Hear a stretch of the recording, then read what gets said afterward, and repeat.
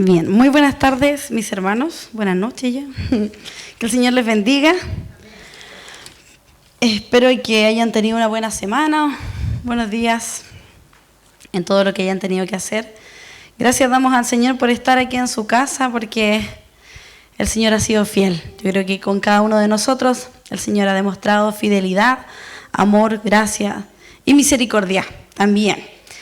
¿Sabe que hace algunas semanas, yo creo que lo vio en las noticias, en las redes sociales, vino una banda británica bien famosa y yo veía historias en Instagram, Facebook y todas estas redes, cómo aparecía que muchas personas habían ido.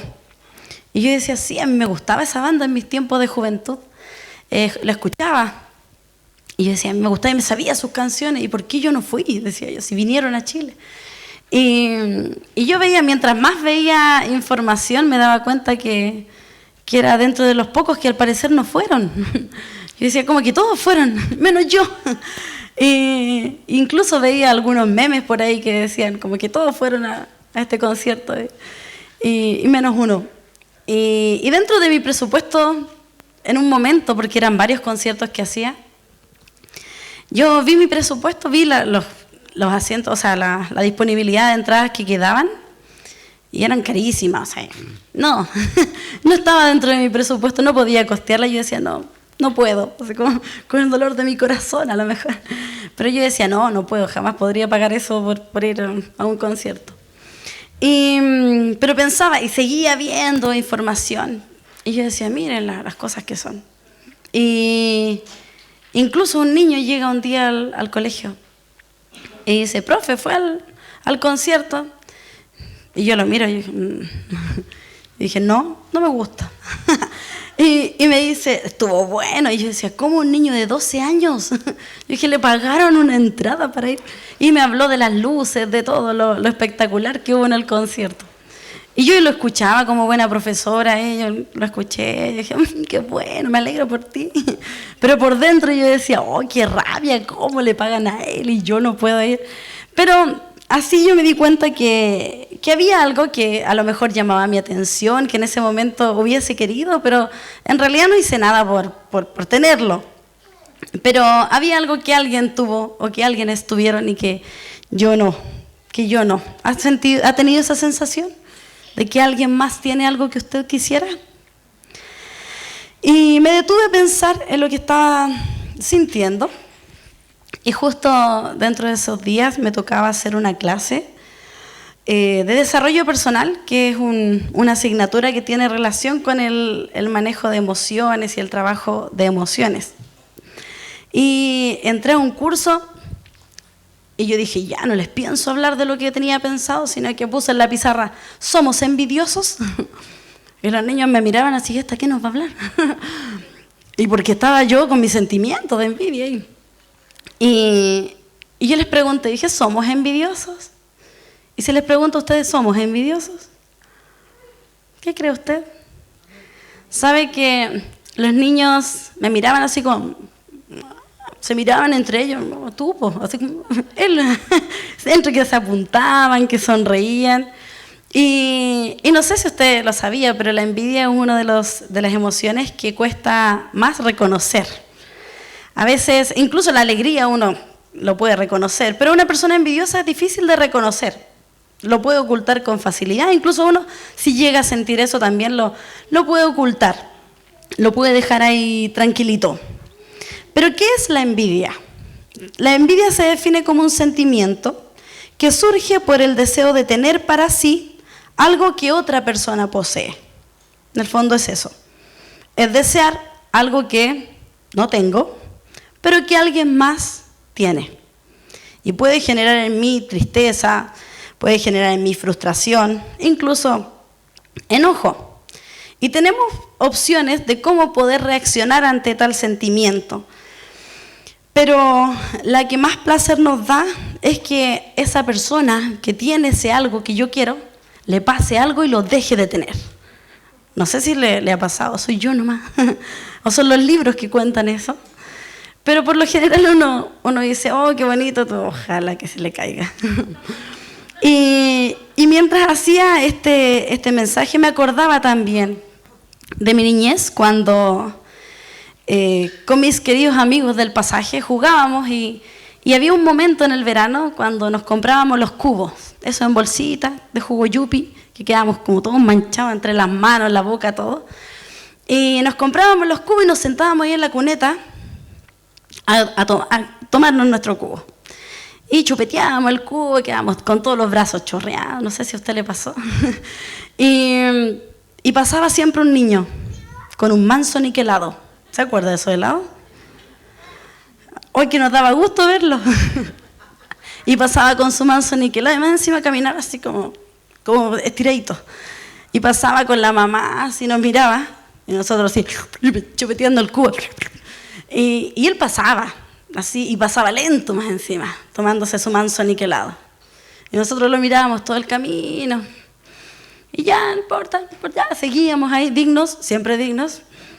Y me acuerdo que en una oportunidad pasó y le dice a la mamá, le dice, mira mamá, yo tengo un manso niquelado y ellos están con un cubo. Oh. Y yo dije, qué lindo tu helado. Y más encima en un cubo de agua, ni siquiera no alcanzaba para los de leche. Esos de leche con plátano, no, tampoco, era inalcanzable. Eso era cuando ya había mucho presupuesto. Y nosotros ya lo miramos nomás, oh, el cabro pesado, decíamos que desagradable. Hasta que un día, adivine qué pasó. No, nos regaló helados. Miren, ¿no ven que uno piensa en lo peor? Un día pasó lo que todos queríamos que pasara. Estábamos ahí nosotros, dignos con nuestros cubos. Pasa este niño con su mamá, ay, chupeteando su manso niquelado. Y se le cayó. ¡Qué sensación más placentera! ¿Sabe que nos reímos de una manera? Yo cuando hacía el mensaje trataba de recordar la cara del niño, trataba de recordar, no sé, la expresión de la mamá, si el niño lloró, no me acuerdo de nada. Solo me acuerdo del manso niquelado en el suelo, ahí en la cuneta de al frente. Y yo que lo disfruté. Dije, qué alegría y gozo dio en mi corazón esa situación. Y cuando preparaba el tema me acordaba de esa sensación. Y yo decía, en realidad jamás conversamos con mis amigos y dijimos, ¿saben qué? Vamos a juntar plata y nos vamos a comprar un manso niquelado. Jamás. Se nos pasó por la mente. Solamente decía, ojalá que se le caiga. Así que... Y se le cayó. Ese era nuestro deseo. Y eso es lo que hace la envidia. En realidad no espera hacer algo para obtener aquello, sino que por lo general espera que el otro le pase algo para que lo deje de tener. Y en la Biblia hay ejemplos de este tipo de emoción, que vamos a ver, algunos relatos que usted a lo mejor conoce bastante, así que va a ser más familiar. Y quiero que vayamos primero a Génesis 4, del versículo 3 al 8. Si lo puedes poner, Valentina, por favor, en la NTV, por favor. Y Génesis 4, del 3 al 8.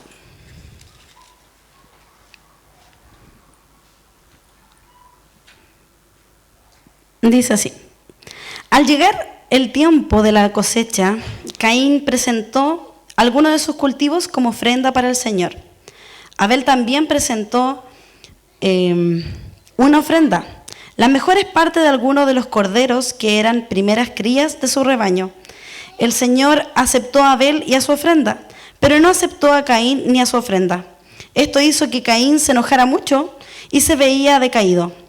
¿Por qué estás tan enojado?, preguntó el Señor a Caín. ¿Por qué te ves tan decaído?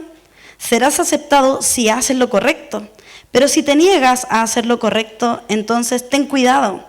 El pecado está a la puerta, al acecho y ansioso por controlarte, pero tú debes dominarlo y ser su amo.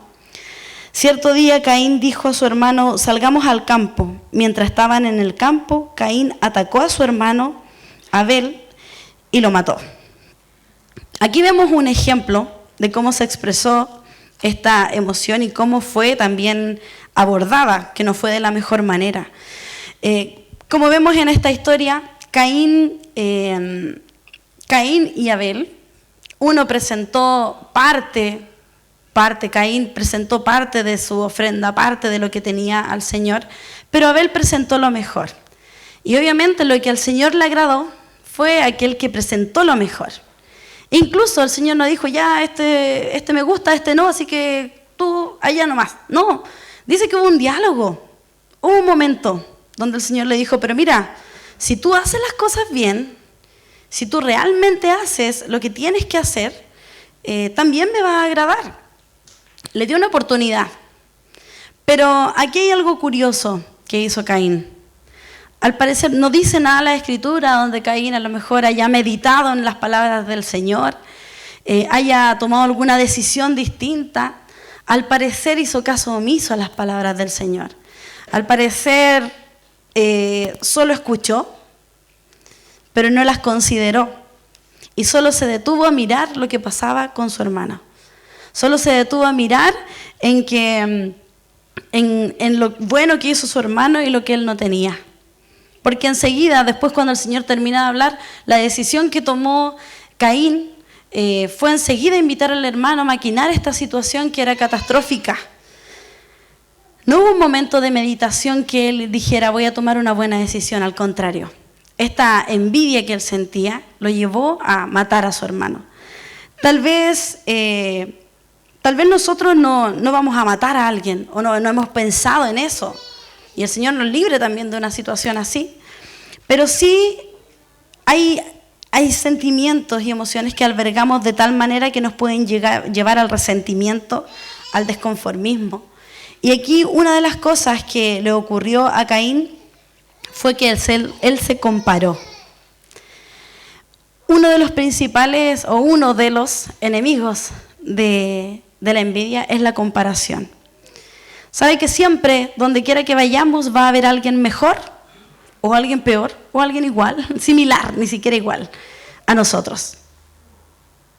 Y la comparación permite que nosotros alberguemos la envidia.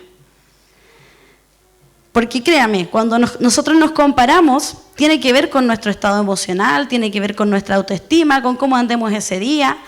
Y si yo ando que me siento lo más maravilloso o maravillosa del mundo, por supuesto, puede que hasta caiga en la arrogancia, en la superioridad y diga, no, es ahí nomás, le falta harto. Me comparé. O puede que mi autoestima esté por el suelo y yo diga, no, es que jamás voy a hacer algo así. Me comparé. Y sea como sea, hay algo que ocurre en mi corazón, hay algo que ocurre en mi espíritu cuando me comparo con alguien más. Y eso permite que me concentre en ese alguien y no en lo que yo soy. Y por lo mismo, mi hermano, cuando nosotros decidimos no compararnos, nos damos cuenta de aquello que a nosotros nos falta, más que lo que el otro tiene o al otro le falta. Incluso, ojalá usted nunca compare a nadie. Ojalá nunca, y por favor, nunca lo haga. Porque eso no trae beneficio alguno. Incluso sin darnos cuenta, a veces los padres comparamos a los hijos. Mire, como tu hermana, como tu hermano. Mire, él es más chico, o ella es más grande, ella pudo hacer esto. No sé por qué los papás hacen eso.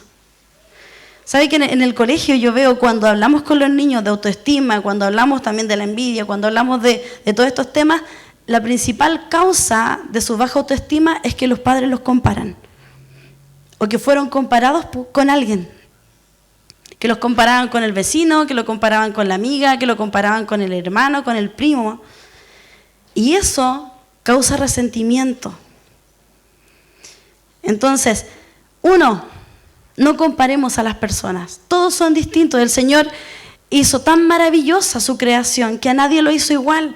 Puede que yo, no sé, me ponga el mismo vestido que la pastora un día y vengamos las dos con él exactamente, fuimos a la misma oferta y llegamos aquí con el mismo vestido y las dos nos toca estar acá arriba en el altar, pero no nos vamos a ver igual porque somos distintas. O usted mismo, a veces las mujeres se complican, que anda, la Cecilia Boloco tiene el mismo vestido que yo. ¿Usted cree que a ella le importa? Para nada. Entonces, a veces nos comparamos en cosas tan insignificantes y a veces en cosas importantes que más nos dañan. Entonces, lo primero, hermano, la comparación. La comparación puede llevar a una persona a sentir envidia y a tener un resentimiento y un daño en su corazón. Si a lo mejor usted se acuerda en algún momento de su vida, si alguien lo comparó con otra persona. Yo creo que a todos en algún momento nos compararon con alguien, ya sea con un amigo, con un hermano, con la hermana. A todos nos compararon. ¿Fue rico sentir eso? Difícilmente fue agradable. Lo más probable es que no haya sido agradable, porque incluso puede haber afectado en su autoestima. Segunda historia, Saúl y David. Primera de Samuel, capítulo 18, desde el versículo 1.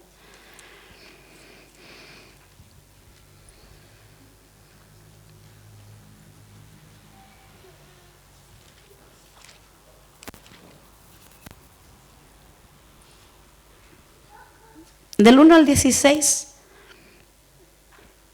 vamos a leer. Dice, después de que David terminó de hablar con Saúl, conoció a Jonatán, el hijo del rey. De inmediato se creó un vínculo entre ellos, pues Jonatán amó a David como a sí mismo. A partir de ese día, Saúl mantuvo a David con él y no lo dejaba volver a su casa. Jonatán hizo un pacto solemne con David, porque lo amaba tanto como a sí mismo. Para sellar el pacto quitó su manto y se lo dio a David junto con su túnica, su espada, su arco y su cinturón. Todo lo que Saúl le pedía a David que hiciera, él lo hacía con éxito. Como resultado, Saúl lo hizo comandante sobre los hombres de guerra. Un nombramiento que fue bien recibido tanto por el pueblo como por los oficiales de Saúl. Cuando el ejército de Israel regresaba triunfante después que David mató al filisteo, mujeres de todas las ciudades de Israel salieron para recibir al rey Saúl. Cantaron y danzaron de alegría con panderetas y címbalos. Este era su canto. Saúl mató a sus 1000 y David a sus 10.000. Esto hizo que Saúl se enojara mucho. ¿Qué es esto?, dijo. ¿Le dan crédito a David por 10.000 y a mí solamente por 1000? Solo falta que lo hagan su rey. Desde ese momento Saúl miró con recelo a David. Al día siguiente, un espíritu atormentador de parte de Dios abrumó a Saúl y comenzó a desvariar como un loco en su casa. David tocaba el arpa, tal como lo hacía cada día, pero Saúl tenía una lanza en la mano y de repente se la arrojó a David, tratando de clavarlo en la pared, pero David lo esquivó 2 veces. Después Saúl tenía miedo de David porque el Señor estaba con David, pero se había apartado de él. Finalmente lo echó de su presencia y lo nombró comandante sobre 1000 hombres. Y David dirigía fielmente a las tropas en batalla. David siguió teniendo éxito en todo lo que hacía porque el Señor estaba con él. Cuando Saúl reconoció esto, le tuvo aún más miedo. Pero todos en Israel y en Judá amaban a David porque tenía tanto éxito al dirigir a sus tropas en batalla. Acá vemos una historia, si bien es conocida, Saúl y David, cómo Saúl comienza a tener este sentimiento, comienza a ver que alguien tiene algo que él no tenía. Y nuevamente vemos que se hace una comparación. En este caso, a lo mejor, Saúl no se compara en principio, él mismo, sino que alguien más hace una comparación y él puso oído a esto. Cuando le decían David mató a 10.000 y Saúl a 1000, él escuchó esta comparación y le hizo ruido y puso oído y comenzó él también a hacerlo. También él comenzó a compararse. Y aquí nosotros podemos ver también un ejemplo. O sea, nosotros tenemos que ser realistas. Cuando le decía siempre hay alguien que puede ser mejor, o siempre puede haber alguien que puede ser peor, o puede haber alguien que esté pasando lo mismo que nosotros. Nosotros tenemos que ser realistas. Tenemos que ser capaces en humildad de decir, sí, en realidad a mí me falta para llegar a eso. Me falta y tengo que trabajar más, me tengo que esforzar más para poder alcanzar aquello. O tal vez no tengo ciertas cualidades que a mí me permitirían hacer aquello. Entonces tenemos que ser realistas. Y aquí Saúl no estaba siendo realista, sino que se comparó. Y no se dio cuenta de sus logros. Sabe que todos tenemos una base, todos tenemos algo. No solamente nos falta aquello que alguien tiene, sino que tenemos algo. Tenemos algo en nuestras vidas.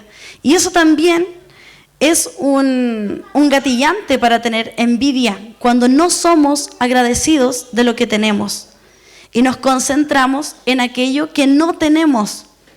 ¿Sabe que la gratitud es una práctica que debiésemos tener de manera diaria? Si somos agradecidos de nuestro presente, si somos agradecidos de lo que tenemos, no vamos a concentrarnos en aquello que el otro tiene y que yo carezco. Al contrario, voy a estar tan concentrado y tan agradecido que para mí no va a ser tema lo otro. Mire lo que dice el Salmo 50, versículo 23.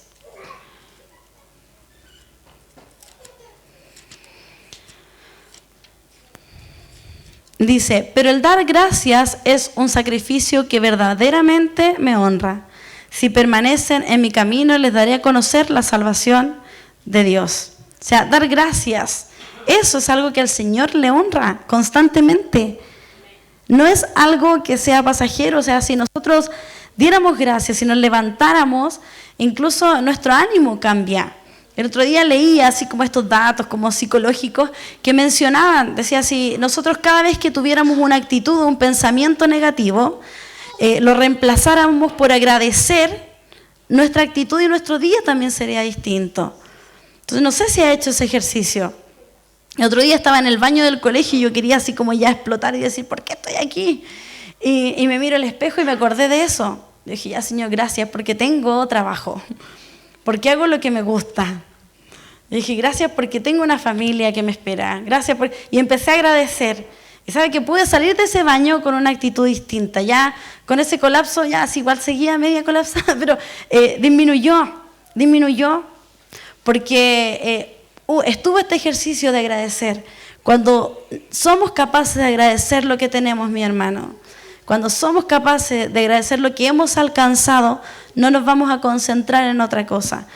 Yo les contaba hace tiempo atrás, cuando les compramos una patineta a nuestra hija, que nos recorrimos, bueno, Jonathan en realidad, recorrió harto buscando esa patineta, porque la escuchábamos que ella oraba y le pedía al Señor una patineta.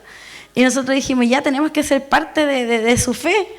Y Jonathan buscó una patineta que fuese buena y le compró una patineta buena. Y salíamos con ella a dar vuelta y un día dijo, yo quiero esa patineta que tiene luces. Oh. Y dije, pero si no ocupáis esta patineta que no tiene luces, no vas a tener nunca eso. Entonces tuvimos que hablar con ella, que tenía que ser agradecida de lo que tenía. Entonces a veces eso nos pasa.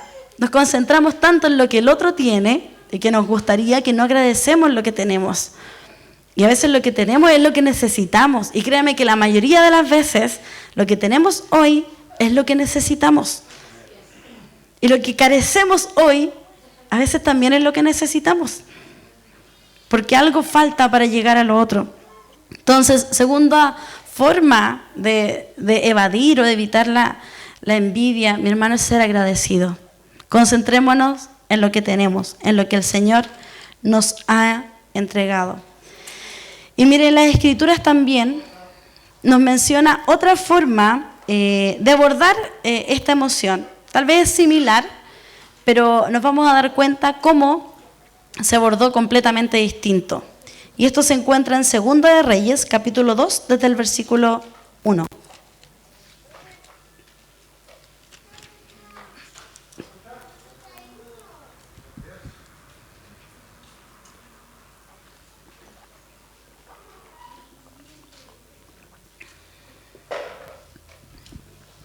Segunda de Reyes, capítulo 2, desde el versículo 1 al 18.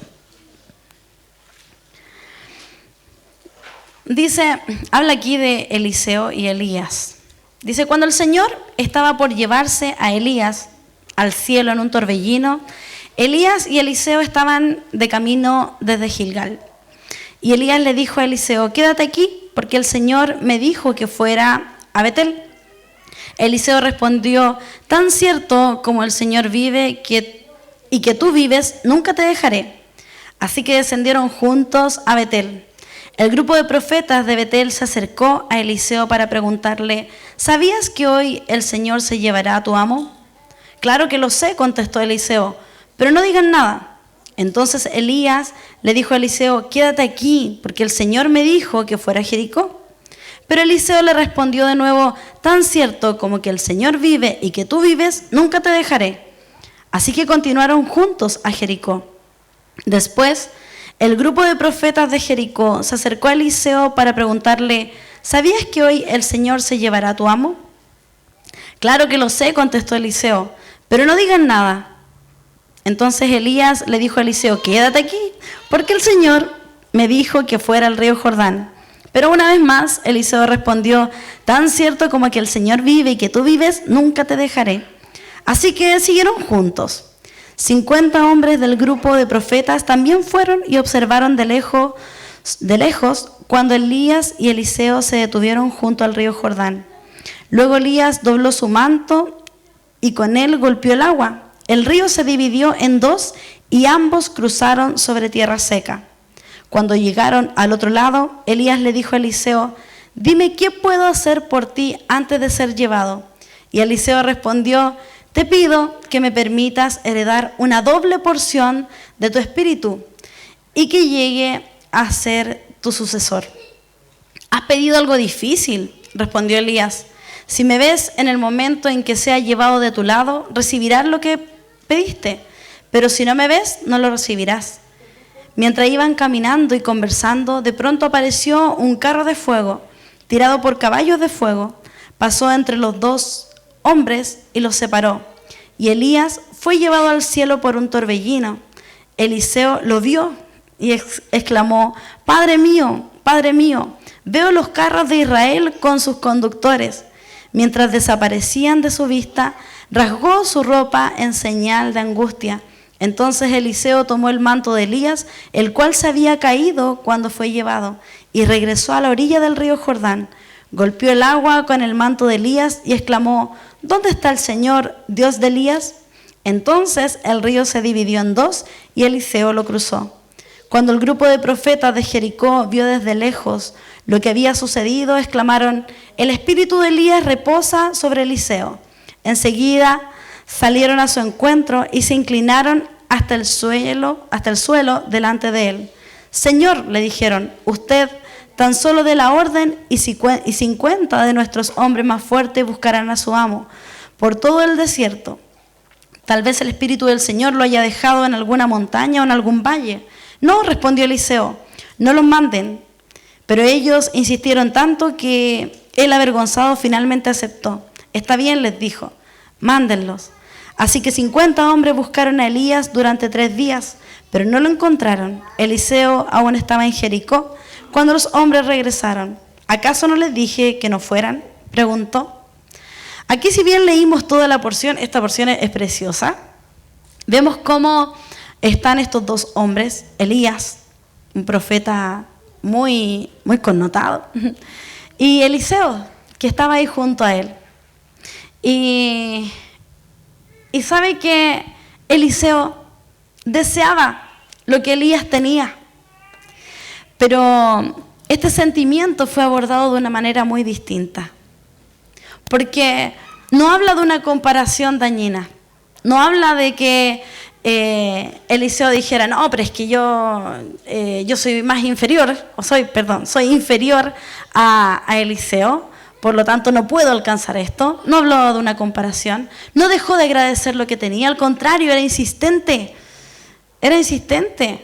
Y aquí hay una tercera actitud que nosotros debemos considerar cuando no queremos caer en esta actitud o en este sentimiento de la envidia, y es el actuar. Eliseo actuó. Eliseo dijo, yo no te voy a dejar, yo necesito aprender de ti. ¿Cuántas veces Elías le dijo, déjame, por favor? Yo me imagino así, ya, córtala, como que ya, déjame ir solito, tengo que hacerlo solo. Pero Eliseo le decía, no, yo voy donde tú vayas y te voy a seguir. ¿Por qué? Porque estaba aprendiendo. Él estaba aprendiendo también de él.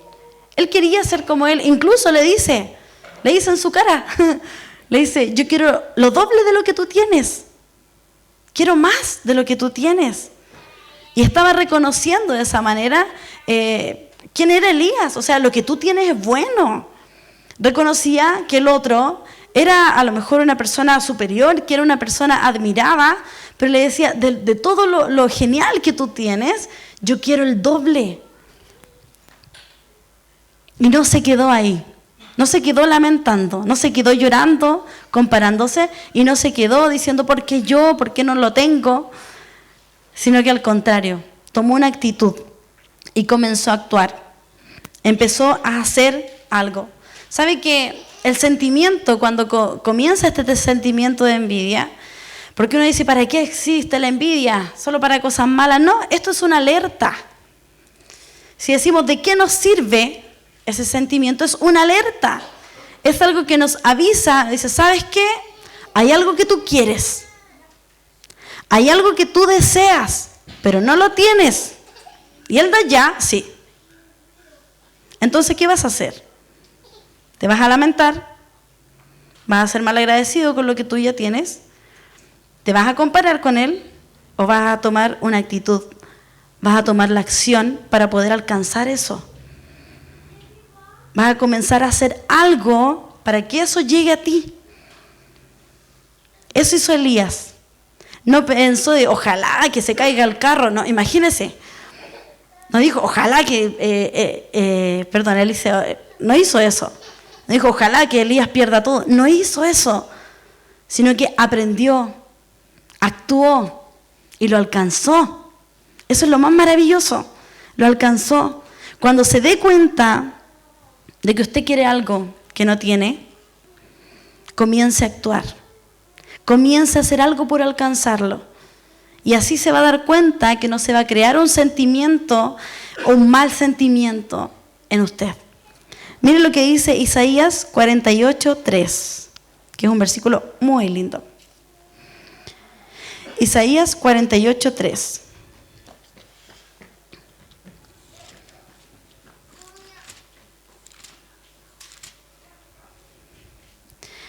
Dice, hace mucho tiempo te dije lo que iba a suceder. Entonces, de repente, entré en acción y todas mis predicciones se hicieron realidad. Cuando entré en acción, todas aquellas promesas que el Señor me dio se hicieron realidad. Cuando entré en acción, todo aquello que yo quería se hizo realidad. ¿Sabe que necesitamos ponernos en acción? Necesitamos comenzar a hacer algo para alcanzarlo. De repente actué, hay otra versión que dice, de repente actué y se cumplió lo que deseaba en mi corazón. Tenía una promesa de Dios, actué y se cumplió. Tenía un sueño, actué y se cumplió. Quería alcanzar a lo mejor algo material, actué y se cumplió. Noté que alguien tiene lo que yo no tengo, entonces actué, comencé a hacer algo y lo alcancé. No me quedé ahí detenido. Y para ir concluyendo, no es el deseo del Señor, no es el deseo del Señor que nosotros vivamos en un pesar por aquello que no tenemos. Insisto, no es el deseo del Señor que vivamos comparándonos con alguien más. No es el deseo del Señor tampoco que seamos malagradecidos. Al contrario, aceptemos nuestra realidad y aceptemos lo que tenemos y lo que somos en nuestro presente. Agradezcamos al Señor y comencemos a actuar con la ayuda del Señor. Así, cuando venga este sentimiento, solamente va a ser una alerta y no va a ser un sentimiento de envidia que alberguemos en nosotros. Solamente nos va a avisar, oye, hay algo que tú quieres y no lo tienes. Solamente va a ser una alerta.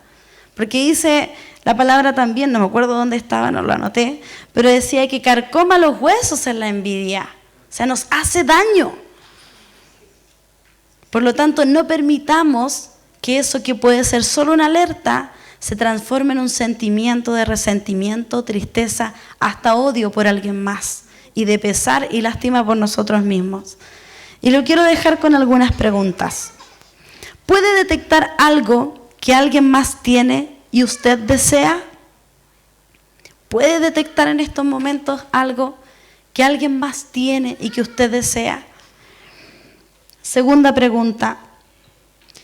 ¿Puede ver la realidad de lo que usted es o usted tiene?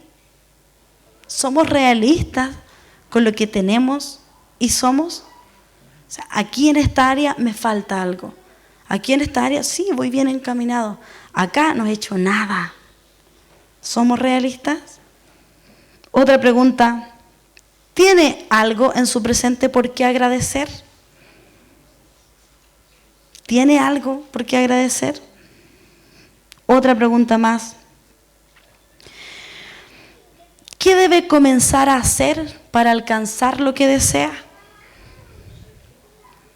Si tiene algún proyecto de viajar, ¿ha juntado plata para viajar? ¿Ha ahorrado? A veces me gustaría viajar, oye, ellos viajan tanto y se dan la vida. ¿Pero usted ha hecho algo? O a veces, que estoy gordita, digo yo, y no he hecho nada, así como por bajar de peso. Absolutamente nada. Entonces, ¿hago algo por alcanzar eso que deseo? Y lo último, ¿quiere una doble porción? ¿Quiere tener mucho más de lo que ha soñado hasta el momento? Entonces, comencemos a actuar. Cierra sus ojos y vamos a orar.